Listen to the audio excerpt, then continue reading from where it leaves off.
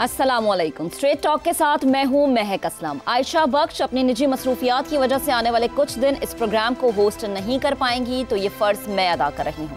अपने पहले टॉपिक की तरफ बढ़ते हैं। पाकिस्तान की हालिया अदालती तारीख में 9 मई के मुकदमात पर सुनाए गए फैसले अहम मोड़ बनकर सामने आए हैं।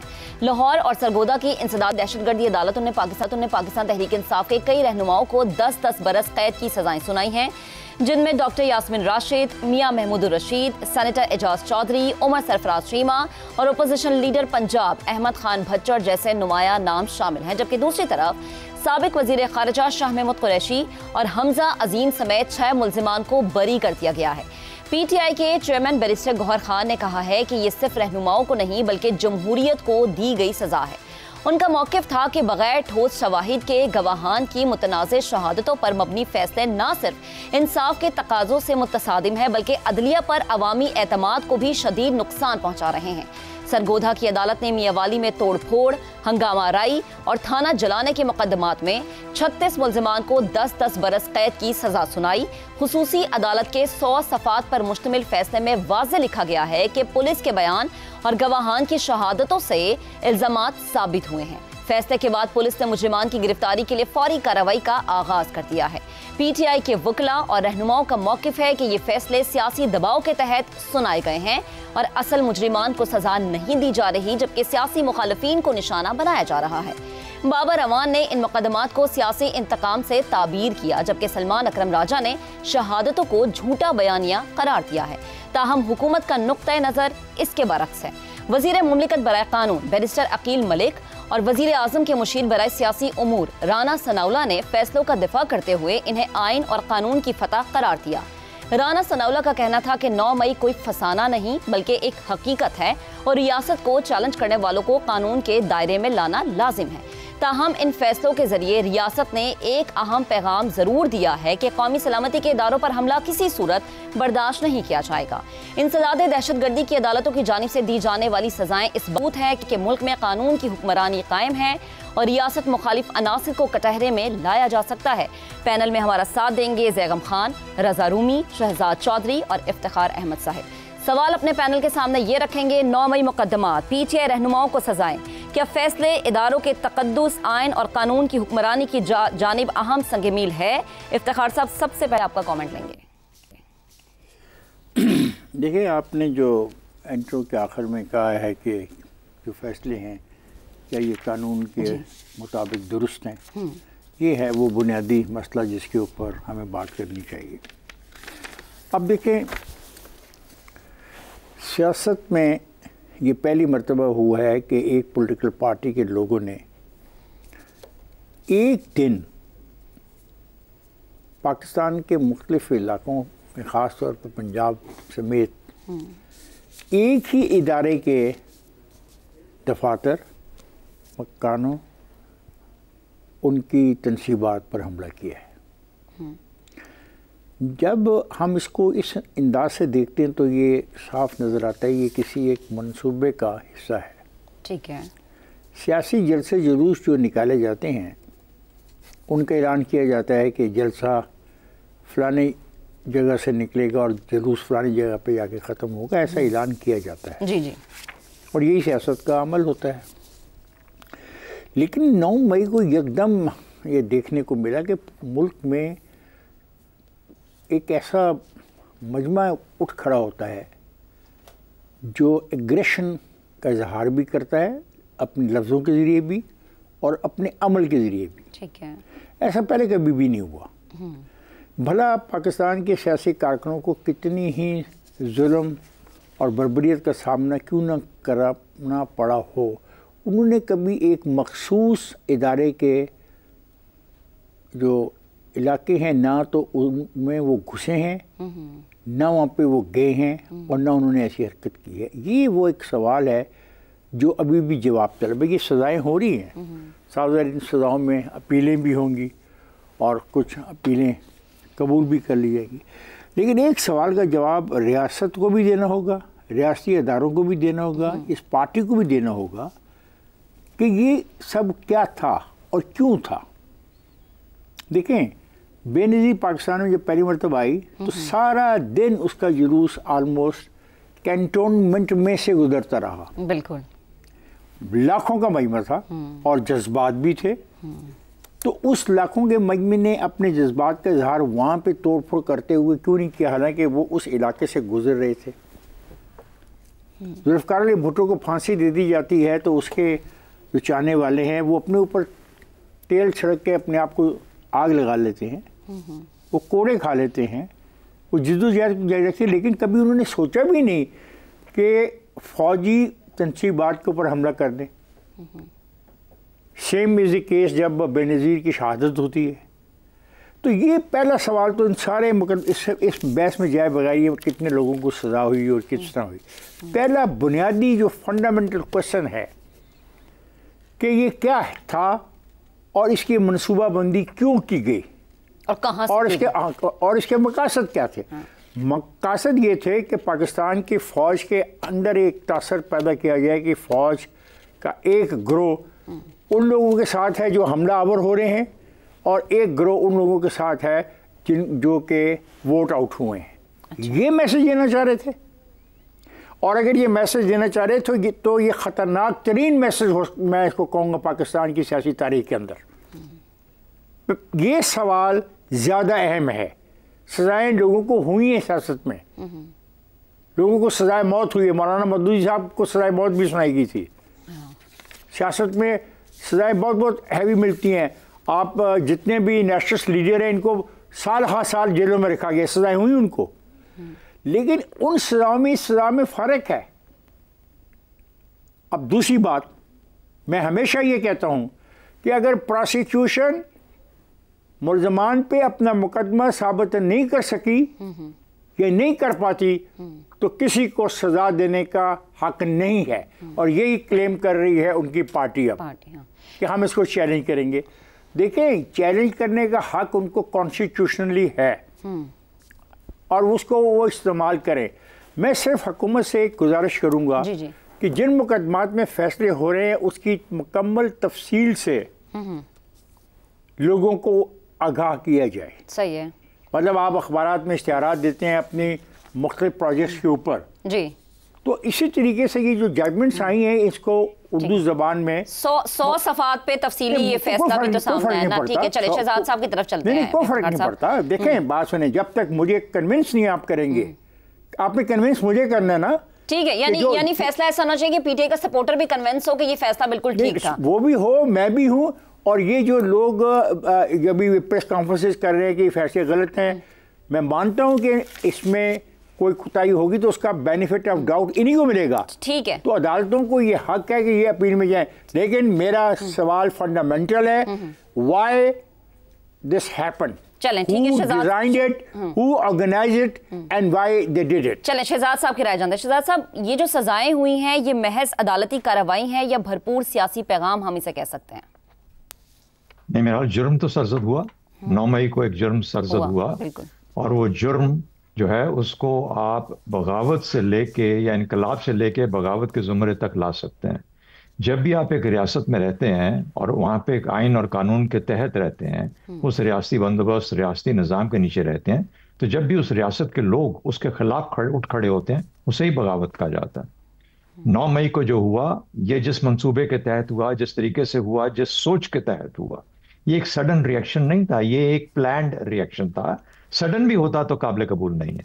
देखिए, ये काम जो है, जो पाकिस्तान के अदारों और ख़ासतौर पर फौजी तनसीबात पर हमला करना, ये कौन करता है? ये तहरीक तालिबान ने किया पाकिस्तान के खिलाफ, कामरा बेस पे अटैक करके, कराची में अटैक करके, पाकिस्तान में बेशुमार और जगहों पे अटैक करके, ISI के हेडक्वार्टर्स को तबाह किया इन तहरीक तालिबान वालों ने। पाकिस्तान TTP की बात नहीं कर रहा, इससे पहले की बातें कर रहा हूँ। अच्छा, तो ये तो हुआ। इंडिया भी यही चाहता है। इंडिया आज BLA में भी के साथ मिलकर ये कर रहा है, बलूचिस्तान में और अफगानिस्तान के लोगों के साथ मिलकर TTP के साथ पाकिस्तान के खिलाफ कर रहा है। ये तो पाकिस्तान के लोगों को मार रहे हैं। अच्छा, अब अब इस कहने का मतलब ये है कि क्या ये पहली मर्तबा हुआ?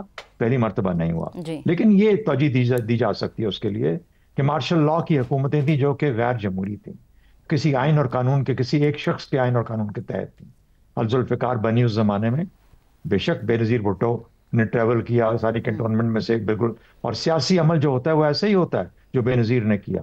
लेकिन क्या बेनज़ीर से पहले जुल्फ़िकार बनी?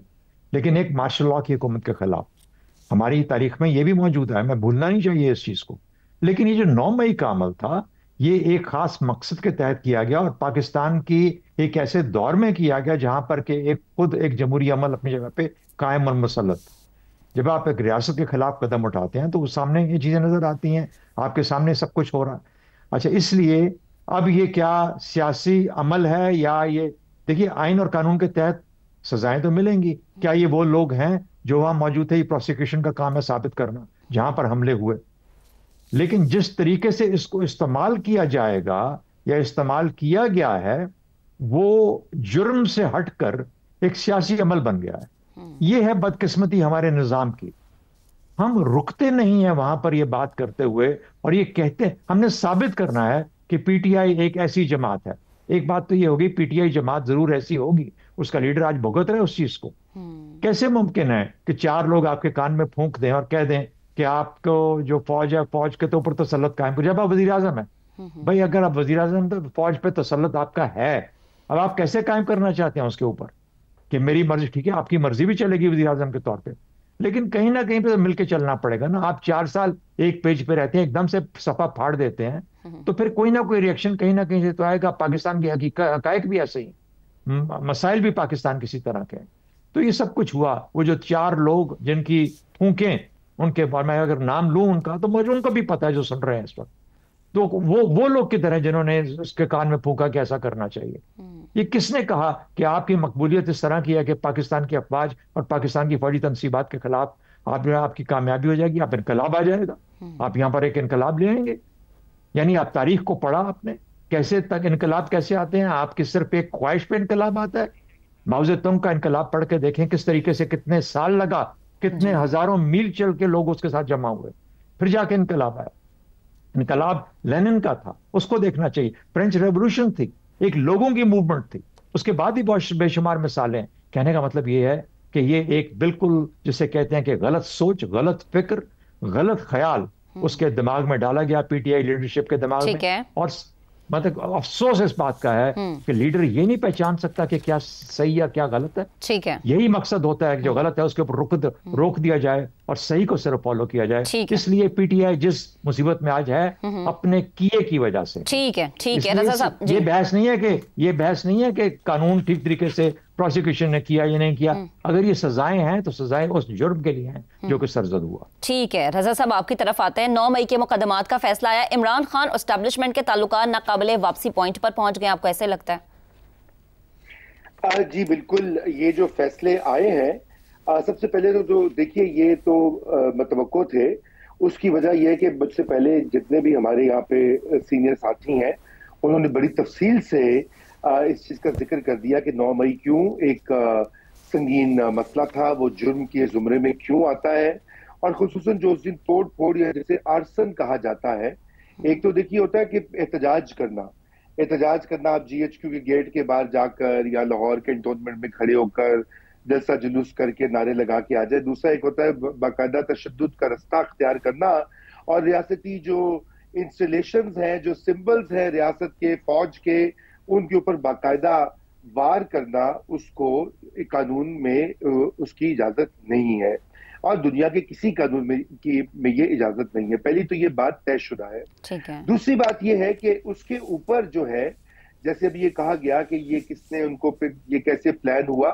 देखिए, buck stops at the leader, और मसला ये कि उनको जो भी लोग सिखा रहे थे, नादान दोस्त थे या दाना दुश्मन थे, वो जो भी ये मशवरे दे रहे थे कि आप सिर नगू कर पाएंगे पाकिस्तान की मिलिट्री एस्टेब्लिशमेंट को, तो वो इंतहाई बेवकूफ़ी और अहमकाना बातें कर रहे थे और उसका गालिबन उनको अंदाजा भी हो गया होगा जो कुछ हालात बने हैं। और फिर इसके ऊपर जो उनका रिएक्शन आया, देखिए पहले ये कहा गया, इमीडिएटली कहा गया कि ये अवाम का एक जेन्युइन इनकलाबी रिस्पॉन्स था, क्योंकि उन्होंने खुद ये कहा कि जी मुझे बालों से पकड़कर गिरफ्तार किया गया, इससे लोग गुस्से में आ गए, तैश में आ गए और उन्होंने हमले कर दिए। उन्होंने जिक्र किया रेंजर्स ने मुझे पकड़ा था। फिर उसके बाद ये कहा गया नहीं, ये तो फॉल्स फ्लैग है, ये तो आईबी के लोग या आईएसआई के लोग जो है वो खुद ही जाकर ये तोड़फोड़ कर रहे थे और हम पे इल्जाम लगा दिया। फिर उसके बाद उसकी कई वर्जन आए हैं। अब जो फाइनल वर्जन ये आ रहा है कि जी बस बहुत हो गई है, अब छोड़े इनको, फलाना बीमार है, फलाना ये। अब मसला ये है कि यहाँ पर ये एक ऐसा मसला है महक के साबिक वज़ीर-ए-आज़म इमरान खान और जो हमारी इस्टेब्लिशमेंट है उसके दरमियान सबसे बड़ा इशू ही 9 मई का है, कोई और इशू नहीं है। बाकी सब फरोई सानवी बातें हैं। और जब तक इसके ऊपर पाकिस्तान तहरीके इंसाफ बहैसियत एक पार्टी, एक जिम्मेदार पाकिस्तानी पार्टी जो कि पाकिस्तान की वहदत, पाकिस्तान की सलामती में यकीन रखती है, वो इसके ऊपर एक अपॉलॉजी जो है वो करेगी, तो फिर ये कहीं और रजा साहब ये चीजें हमने ये अपॉलॉजी वाली बातें बहुत सारे सियासी हलकों से भी सुनी है कि माफी जब तक नहीं होगी तब तक मामला हल नहीं होगा। जैगम साहब आपकी तरफ आती हूँ, आपको क्या लगता है कि इमरान खान की सियासत एक नए दौर में दाखिल हो चुकी है जहां पर दरवाजा वापसी का दरवाजा बंद है? पीटीआई की सियासत को, इमरान खान की सियासत को नए दौर में दाखिल होना चाहिए था। लेकिन मेरा ख्याल है कि 9 मई का जो वाक़यात है और उसके जो असरात हैं वो पीटीआई को अभी तक फंसा के रखे हुए हैं एक और मरहले में, एक पिछले मरहले में, आगे की तरफ जा ही नहीं पा रहे। तो ये 9 मई का जो वाक़या है ये पाकिस्तान की सियासी तारीख़ का संजीदा तरीन वाक़या या संजीदा तरीन वाक़यात में से एक है। देखिए चौधरी साहब हमें याद दिला रहे थे और ठीक याद दिला रहे थे कि अल-जुल्फ़िकार भी बनी थी, लेकिन देखिए पीपल्स पार्टी अल-जुल्फ़िकार नहीं थी। अल-जुल्फ़िकार एक ऐसी दहशतगर्द तंजीम थी जिससे पार्टी ने मुकम्मल तौर पर बरत का इजहार किया था कि हमारा इससे कोई ताल्लुक़ नहीं है। इवन जो बहन थी बेनज़ीर भुट्टो, मुर्तज़ा भुट्टो की और शाहनवाज़ भुट्टो की, उसने मुकम्मल ला ताल्लुक़ी का ऐलान किया था। और पीपल्स पार्टी ने इस तरीके से पार्टी के तौर पर बराह रास्त कहीं भी फ़ौज के इंस्टॉलेशंस पे हमले नहीं किए थे, मॉब्स लेकर नहीं गई थी। तो ये तो ऐसा एक संजीदा वाक़या था और इस पर क्लोजर होनी चाहिए थी, क्योंकि एक तरफ मुल्क की सबसे बड़ी सियासी जमात थी और दूसरी तरफ रियासत खुद थी। ये सिर्फ फ़ौज की बात नहीं है, जहाँ पे हमले हुए वहाँ रियासती इमलाक थी, रियासत की सेंसिटिव तरीन जगह थी।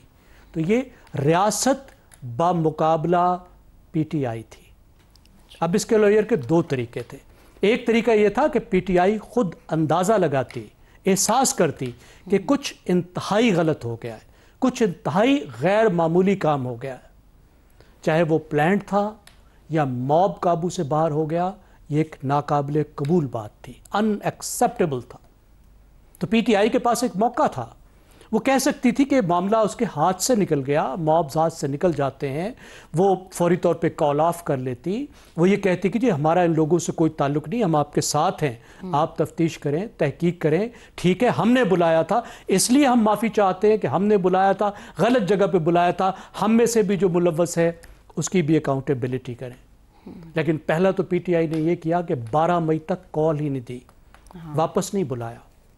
अगर वाकई मामलात हाथ से निकल चुके थे, फॉल्स फ्लैग हो गया था, तो 9 मई की शाम को ऐलान कर देना चाहिए था कि हमारे हाथ से मॉब निकल गए, हमारे अंदर को दूसरे लोग घुस आए हैं, हम ये नहीं करना चाह रहे थे, लेकिन हमारे मजमे में, हमारे बुलाए हुए एहतजाज में बाहर के लोग आकर वो काम करें जो हम नहीं चाहते, तो कल से प्रोटेस्ट नहीं होगा।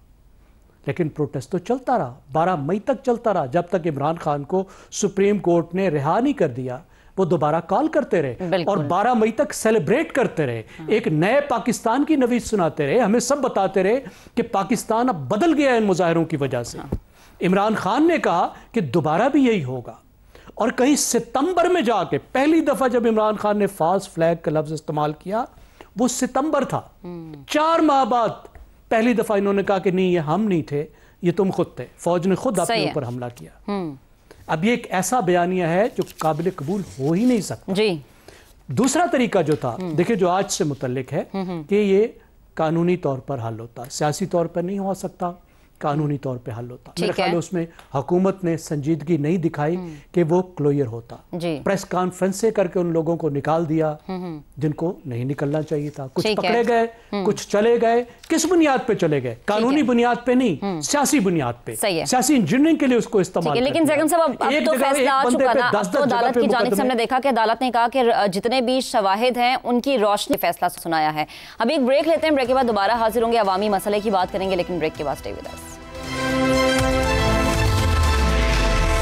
Welcome back. प्रोग्राम के इस हिस्से में बात करते हैं कि बिजली के झटके सिर्फ लोड शेडिंग तक महदूद नहीं रहे, अब सार्फिन को भेजे जाने वाले बिल खुद एक बिजली का झटका बन चुके हैं। अब जो इंकशाफ सामने आया है वो ये नहीं बता रहा कि गलती हो गई है, बल्कि ये जाहिर कर रहा है कि ये सब कुछ जानबूझकर किया गया है।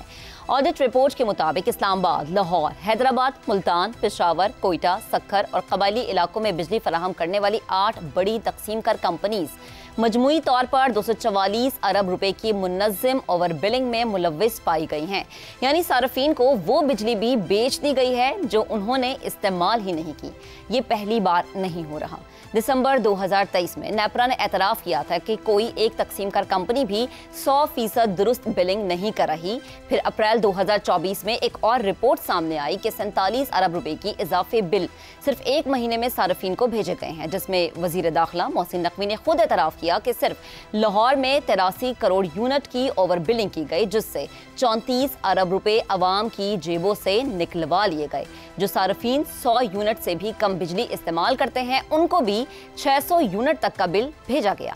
ये सिर्फ ज्यादती नहीं, एक दानिस्ता इस्तेहसाल है। रिपोर्ट ये भी बताती है कि कंपनीज ने लाइन लॉसेस, बिजली चोरी और नाकिस कारकर्दगी छुपाने के लिए ओवर बिलिंग की। सार्फिन से अरबों रुपए इजाफी निकलवाने वाले किसी ऑफिसर के खिलाफ कोई कार्रवाई नहीं हुई। अफसोस उस वक्त दुगना हो जाता है जब वजीर आजम खुद एतराफ़ करते हैं कि अगर आधी बिजली चोरी भी रोक लें तो कशकोल तोड़ सकते हैं। तो फिर सवाल ये है कि ये बिजली चोरी रोकी क्यों नहीं जा रही? जब खुद वजीर दाखिला और वजीर आजम जैसे आला तरीन हुकूमती ओहदेदार ओवर बिलिंग और बिजली चोरी जैसे जुराइम का खुलेआम एतराफ़ कर चुके हैं, तो फिर ये सिर्फ एक माली और इंतजामी बदउनवानी नहीं बल्कि रियासती निज़ाम पर सवालिया निशान है। अगर हर सतह पर इस लूट मार का इदराक मौजूद है तो फिर सवाल सिर्फ ये नहीं कि ये सब कुछ क्यों और कैसे हुआ, बल्कि असल सवाल ये है कि अवाम से लूटे गए 244 अरब रुपए वापस कौन करेगा। सवाल अपने पैनल के सामने ये रखेंगे। 244 अरब की ओवर बिलिंग 8 बड़ी कंपनियां मुलव्विस हैं। लाइन लॉसेस, बिजली चोरी और नाकिस कारकर्दगी छुपाने के लिए ओवर बिलिंग की गई। क्या सरकार अवाम से लूटा गया 244 अरब रुपए वापस कर पाएगी या नहीं? ज़ैगम खान साहब, आपका कॉमेंट लेंगे। सरकार वापस कर पाएगी, यानी आपका मतलब ये है कि ये वापडा और तकसीमकार कंपनियां वापस करेंगी या नहीं करेंगी? हाँ। आप जरा मांग कर देख लें, वो अपना बटुआ आपको पकड़ा लेंगे कि इसमें 240 अरब रुपए हैं तो निकाल लें। वो तो कहेंगे कुछ भी नहीं है, हमारे तो आना ही नहीं है हमारी जेब में, हम तुम्हें किधर से दें। और देखिए पाकिस्तान में जो रिफॉर्म है उसकी शक्ल ऐसी होती है। आप ज़रा हफ्ता 10 दिन महीना पहले के ज़रा अखबार उठा के देखें, वो आपको बता रहे होंगे कि इतनी वसूलियाँ बेहतर हो गई हैं, हमने वो इनकलाब बर्पा कर दिए हैं कि ये कंपनियां इतनी ज़बरदस्त जा रही हैं, इनके घाटे ख़त्म हो रहे हैं। यही नहीं हो रहा था पूरे साल। आप देख लीजिए, ये खुशखबरियां नहीं सुना रहे थे, फिगर्स बेहतर तो खुशखबरियों के जब आप पीछे जब आप उनके पीछे जाते हैं खुशखबरी के, तो फिर आपको ये नज़र आता है। और ये बिल्कुल एक रूटीन की बात है। जो रूटीन होती है वो खबर ही नहीं होती। अब सच्ची बात ये है कि कोई खबर नहीं है। अच्छा। क्योंकि ये पाकिस्तान में रूटीन में हो रहा है, दाइयों में हो रहा है, हर मोहल्ले में हो रहा है। मीटर रीडर के लेवल से शुरू होता है और हाईएस्ट लेवल पे जाता है कि मीटर रीडर के लेवल से जब वो एक घर में बिजली चोरी कराता है, मोहल्ले में जिसने 2 एसी लगाए होते हैं, और उसका बिल वो साथ वाले पे ठोकता है, उसकी रीडिंग करता है, रीडिंग बदलता है। और उससे आप बड़ा एसडीओ साहब के लेवल पर जाते हैं, वो फैक्ट्री को चोरी करवाता है, लाखों की, मिलियंस की, करोड़ों की, और वो फिर बड़े लोगों के, ज़्यादा तादाद के लोगों पे वो डाल देता है। अब ये जब हुकूमत उन पे दबाव डालती है कि बेहतर करो, तो फिर वो इस तरीके से बेहतर करते हैं। और क्या क्या तरीके इख्तियार करते हैं, देखिए टेक्नोलॉजी को डिफीट करते हैं। कमाल ये है कि बाहर वाले वर्ल्ड बैंक वगैरह आके कहते हैं देखो तुम ये स्मार्ट मीटर लगा लो, इससे सब ठीक हो जाएगा, चोरी नहीं होगी। अगले जो हैं वो स्मार्ट मीटर की जो पूरी उसकी एडजस्टमेंट है उसको चेंज कर देते हैं। अब मुझे एक दोस्त बता रहे थे कि उन्होंने अपना मीटर चेक कराया तो पता चला कि उनका जो पीक टाइम होता है, जब दुगने से ज्यादा खर्च हो जाता है, जी। उनका पीक टाइम 2.5 घंटे ज्यादा एडजस्ट किया हुआ था। यानी अगर 4 घंटे पीक टाइम होना चाहिए तो उन्होंने उस तरीके से उसको एडजस्ट किया था कि 6.5 घंटे मीटर उनका पीक टाइम नोट कर रहा था। अच्छा। और कई महीनों से वो 4 घंटे की बजाय 6.5 घंटे के पीक टाइम के पैसे दे रहे थे। ये है हमारी टेक्नोलॉजी का कमाल। और ये असली वाली वसूलियां हैं। जो उसके अलावा चोरी होती है 200 से 300 अरब रुपए की बिजली चोरी भी होती है। बिल्कुल बिल्कुल। और वो चोरी के पैसे भी आपने देने हैं। हाँ। किसी और ने नहीं देने। वो शुगर मिल के पैसों से नहीं चोरी पूरी होगी। हाँ।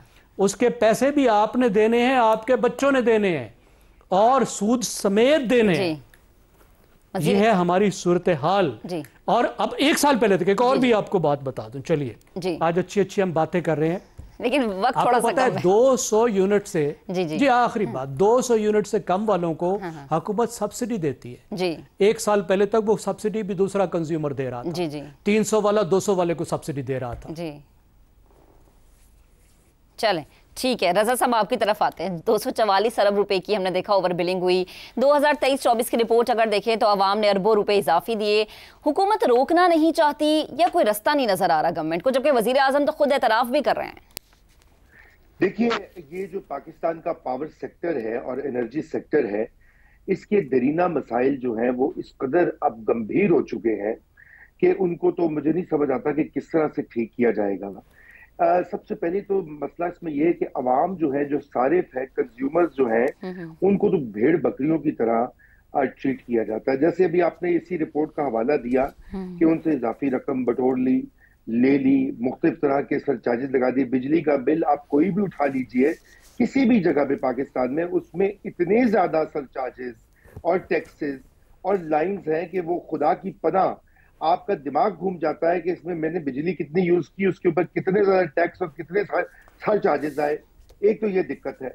दूसरा महक इसमें मामला ये है कि जो इनएफिशिएंसी, बिजली चोरी और ये ओवर प्राइसिंग की जो जिक्र है, इसकी कोई अकाउंटेबिलिटी का मैकेनिज्म नहीं है। हमारे यहाँ ये अमूमी एक मसला है कि जिसे एहतसाब कहा जाता है, उसका नारा तो खूब लगता है, दिलकश लगता है, लेकिन जो पब्लिक सेक्टर के अंदर इस तरह की सर्विसेज डिलीवर करते हैं उनकी किसी किस्म की कोई अकाउंटेबिलिटी नहीं होती। आते हैं, चाहे वो वापडा हो, चाहे वो दीगर इदारे हों, और किसी से सवाल जवाब नहीं किया जाता। और बारहा ये बस ऐलानात किए जाते हैं, एक जिसे कहते हैं ना, एक मेस में वो चल रहा है ये सेक्टर और उसी में सब बैठे हुए हैं। अभी जो जरूरत है वो सबसे पहली, इसके ऊपर बहुत सारी जो है ना तकसीम है आ रहा। कुछ लोग कहते हैं कि इसको मुकम्मल प्राइवेटाइज कर देना चाहिए, डिस्ट्रीब्यूशन का निजाम, जिसको कंपनी कैसे चलती हैं। और कुछ लोगों का ये ख्याल है कि नहीं, मुकम्मल प्राइवेटाइजेशन जो है वो लोगों के ऊपर बोझ बनेगा। हाँ। तो ये आप यूं समझिए कि एक गठड़ी जो है जो उलझी हुई है, उसके अंदर इस लेकिन रजा साहब, इस उलझन को किसी ने तो सुलझाना है ताकि आवाम को कहीं ना कहीं तो कोई रिलीफ मिले। अभी एक ब्रेक लेते हैं, ब्रेक के बाद दोबारा हाजिर होंगी। Stay with us. Welcome back once again. Shahzad साहब आपकी तरफ आते हैं। बिजली की तकसीम कर कंपनीज क्या ऐसे माफियाज बन चुके हैं जिनसे हुकूमत खुद डर रही है, या फिर हुकूमत खुद चाह रही है कि इन्हें खुली छूट मिली रहे? देखिए, कराची इलेक्ट्रिक जो है ना, ये प्राइवेटाइज्ड है जी, और इसकी मिसाल हमारे सामने है। क्या वजह है कि एक ऐसी प्राइवेटाइज्ड कंपनी जिसके ऊपर हम तवक्को करते हैं कि वो बहुत अच्छा परफॉर्म करेगी, वो जब इस माहौल में आती है जो पाकिस्तानी इकोनॉमिक माहौल है, इकोनॉमी का माहौल है, उसके अंदर वो भी बेइंतहा करप्ट हो जाती है। कराची इलेक्ट्रिक को बेचना इस वक्त एक मसला बना हुआ है। इंटरेस्ट भी हैं उसके अंदर, क्यों नहीं बिक रही। देखिए, आपने दो चीजें कहीं आपने कहा कि लाइन लॉसेस होते हैं, और उसके बाद आपने कहा कि बिजली चोरी होती है। एक तीसरी कैटेगरी है जो कि मुफ्त बिजली की है। और ये जितने भी डिस्कोज हैं, जितने भी ये जो वापडा के और बाकी तमाम मुलाजमीन हैं और अफसरान हैं, इन सब की बिजली मुफ्त होती है जी। तो ये भी एक एडिशनल है जो कि चीज़ हम भूल जाते हैं। तो जहां पर दुकान को सही चलाना हो, सबसे पहले सौदा अपने घर नहीं जाना चाहिए मुफ्त, लेकिन हमारे यहाँ वो सौदा सबसे पहले अपने घर मुफ्त जाता है। उसके अलावा भी चीज़ें हैं, चोरी भी लोग कर जाते हैं, उसको भी रोकना है, लेकिन उसके लिए कुछ पॉलिटिकल विल चाहिए। जो पॉलिटिकल विल अपना कर के ही कराची इलेक्ट्रिक नहीं चला सकती, तो वो कैसे आगे चलेगी। दूसरी बात, आईपीपीज के साथ जो मुआहदे हुए, क्योंकि मैं बाकी बातें इसलिए दोहरा रहा कि वो सब तो उन्होंने साथियों ने कर दी हैं। आईपीपीज के साथ जो मुआहदे हुए वो जिन हुकूमतों ने भी किए, और जिन दौरान में जिस वक्त हुए, वो ऐसे थे कि मुकम्मल तौर पर उस पर पैसा खाया गया, बनाया गया उन लोगों में, उन हुकूमतों के अंदर, उन लोगों ने जिन्होंने वो मुआहदे किए, लेकिन लाद पाकिस्तान पे किया। 3000 अरब, आपके वजीर आजम साहब की अपना बयान है, 2-3 कुछ हफ्तों की बात है, जिसमें उन्होंने कहा 500 अरब की बिजली हर साल चोरी होती है, 500 अरब रुपए की बिजली। 3000 अरब रुपए का गर्दिशी कर्जा है। ये गर्दिशी कर्जे का क्या तरीका निकाला गया है? ये तरीका है कि आप बैंकों से वो पैसा लेंगे 3000 अरब, आहिस्ता आहिस्ता करके सही कुछ सालों में, और उसके बाद उसको रिटायर करेंगे। अब ये वो पैसा है जो कि मईशत के अंदर से निकल गया। इन बैंकों ने ही प्राइवेट इंडस्ट्री को लोन देना था, प्राइवेट लोगों को लोन देना था, ताकि वो अपने मामलात को लेके आ। फिर एक हम कहते हैं मईशत नहीं चल पाती। एनर्जी सेक्टर वो हमारा सेक्टर है, वो है जिसने ऑक्सीजन हमारी मईशत में से खींच ली है। इस वक्त जो भी वजीर आता है, मेरे ख्याल में सिर्फ वजीरों का मसला नहीं है, ये दहाइयों पे फैला हुआ है एक ऐसा जिसे कहते हैं ना कि वो ऐसी आकाश बेल है जो खुद से खाती जा रही है हर चीज को जो उसके अंदर। तो ये इसको रिजॉल्व करना पड़ेगा। क्या तरीका है? ये तरीका ना अवैस लगारी ढूंढ सके, ना कोई और ढूंढ सका। खुर्रम दस्तगीर को भी जिम्मेदारी दी गई, वो भी कुछ नहीं कर सके। मुसद्दिक मलिक भी कुछ नहीं कर सके, और बड़े बड़े लोग आए। मेरे ख्याल में से मगरमच्छ ऐसे बैठे हैं कि वो इस तरफ चलने ही नहीं देते, और ये आपको असल में ये चीज खा जाएगी आपकी मईशत को। ठीक है, ठीक है। इफ्तिखार साहब आपकी तरफ आते हैं। बिजली चोरी, ओवर बिलिंग, ये दो ऐसे मसले हैं जिनका खुद वजीर आजम और वजीर दाखिला ने एतराफ़ किया है। ठोस कार्रवाई में रुकावट क्या नजर आती है? जहाँ तक तो तल्लक है बिजली की चोरी का, तो मैं तो ये हमेशा सोचता हूँ कि जहाँ पे बड़े ट्रांसफार्मर्स लगे हैं, अच्छा, वहाँ पर मीटर लगा दिए जाएं कि इस ट्रांसफार्मर में मेन लाइन से कितने यूनिट आ रहे हैं, और फिर आगे जिन जगह पे वो सप्लाई की जा रहे हैं उनका बिल क्या है। अगर उस जगह पे जो मीटर लगा हुआ है उसमें दिए गए यूनिट्स और जो आगे इस्तेमाल कर रहे हैं बेइंतहा फ़र्क है, तो फिर हमें सोचना चाहिए कि लाइन लॉसेस की वहाँ पे पोजीशन क्या है। एक तो लाइन लॉसेस मुल्क भर में है ना, एक सूबे से दूसरे सूबे के दरमियान, जिसको कहते हैं कि ठीक करने के लिए हमें खरबों रुपया चाहिए। नहीं, पहली बात। दूसरी बात है कि मीटर रीडिंग की दो तस्वीर आया करती थी हमारे बिलों पे, कि पिछली बिल की तस्वीर भी होती थी और जो फिर मौजूदा बिल की भी तस्वीर होती थी। तो दो बिलों को कंपैरिजन करने में जो सारफ है उसको आसानी रहती थी। अब वो सिलसिला भी मुकम्मल तौर पे बंद कर दिया। और फिर जो बात कह रहे हैं मेरे दोस्त कि ये जो मुफ्त बिजली क्यों दी जा रही है महकमों को, मुलाजमत करने वालों को, मतलब इसमें इज इट ए कॉन्स्टिट्यूशनल? क्या ये कॉन्स्टिट्यूशन में लिखा हुआ है कि कुछ मखसूस किस्म की मुलाजमतें करने वालों को कुछ मखसूस किस्म की ऐसी रियायतें दी जाएंगी जिनका पैसा आवाम से लिया जाएगा? सही, मतलब these are my three question. तो ये ओवर बिलिंग का फिर क्या हल निकलेगा? That's all. और यही तरीका कार है। मैं तो कहता हूँ, अब ये कहते हैं मीटर रीडर, आप यकीन करें कि मीटर रीडर को ये कभी कोई कैमरा पकड़ा देते हैं, कभी कोई चीज़ पकड़ा देते हैं। I don't agree with it. आप बड़े मेजर जो हैं बाहर वहाँ पर लगाएं मीटर, खरीदें पैसा और पैसा कबूल करें, और आप फिर ठीक है। फिर जिस इलाके में बिजली चोरी हो रही है और आप उनको दे रहे हैं 100 यूनिट बार और अंदर से आपको बिल आ रहा है 2 यूनिट का, तो आप भला उस इलाके की बिजली को बंद रखें कुछ अर्सा के लिए, ता वक्त है कि वो इंसानों की तरह चोरी बंद नहीं करते। सही। और ओवर बिलिंग का भी इसमें इसी में ये हल है। चलें जी, ठीक है। हमारा पैनल हमारे साथ मौजूद था, इस अहम मौजू कर रहे थे। आपसे कल फिर से मुलाकात करेंगे। अपना बहुत सा ख्याल रखिएगा। अल्लाह हाफ़िज़।